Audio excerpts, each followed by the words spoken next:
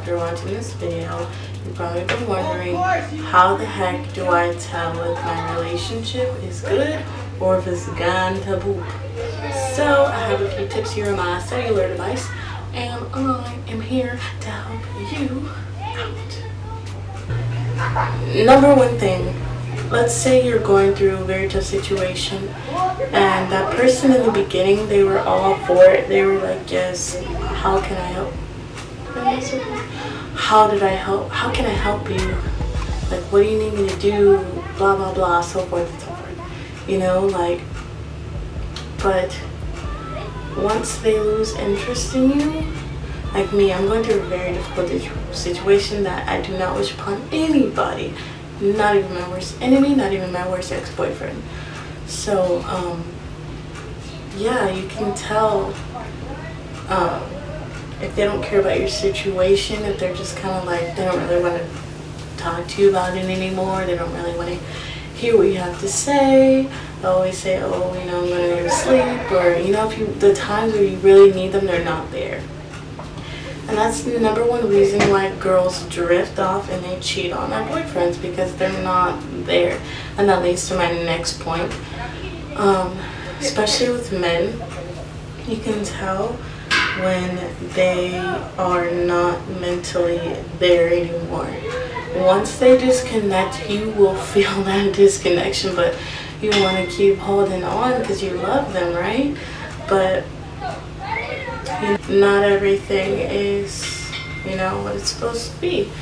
And, you know, God will definitely give you something bigger and better and more amazing and more handsome if you just give up this little speck, you know. Yeah, if he's definitely not mentally there, it's time to let him go. And maybe, and even if you try and talk to him, ask him what's wrong, just leads me to my next point, girl. But yeah, so definitely, like, if you ask him what's wrong, I know what I did. I was like, I'm gonna wait and see. I'm just gonna wait for him to break up with me, even though, like, that's kind of stupid. But I didn't really care anymore. I just wanted to see. This is a science experiment for me, even though I loved him still. But yeah, so like you just ask him, like, how do you feel? You know, how do you feel about the relationship or anything like that? And he gets, why do I live around kids? Extremely negative, just from you asking a simple question that you have the right to know. Definitely, that's a red flag. Like, he just, I guess he feels bad about leaving you. I don't know, but you deserve that answer. And if he gets negative about it, even if you come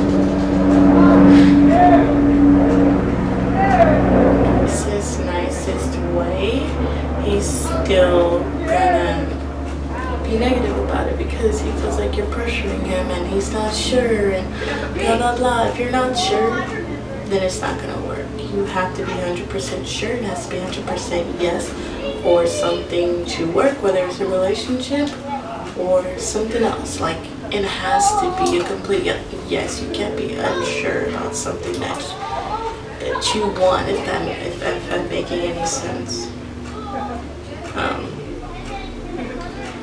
Another thing, if you are thinking about cheating, or if you have cheated, you might want to go ahead and just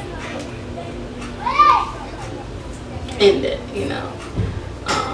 Because if you're thinking about cheating, that means the relationship was never meant to be, and you can be happy by yourself. Or you can be happy with just being in the dating world. You can be happy without him because he's obviously not making you happy if you cry every night and he doesn't give 2 cents about you. Okay?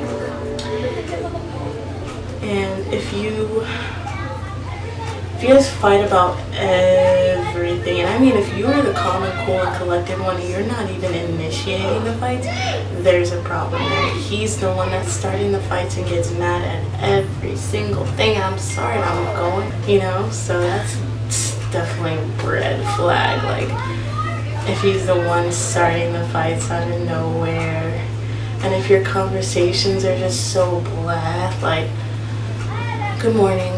Morning. How'd you sleep? Good. That's good. How about you? That's like good. What are you doing today? Work.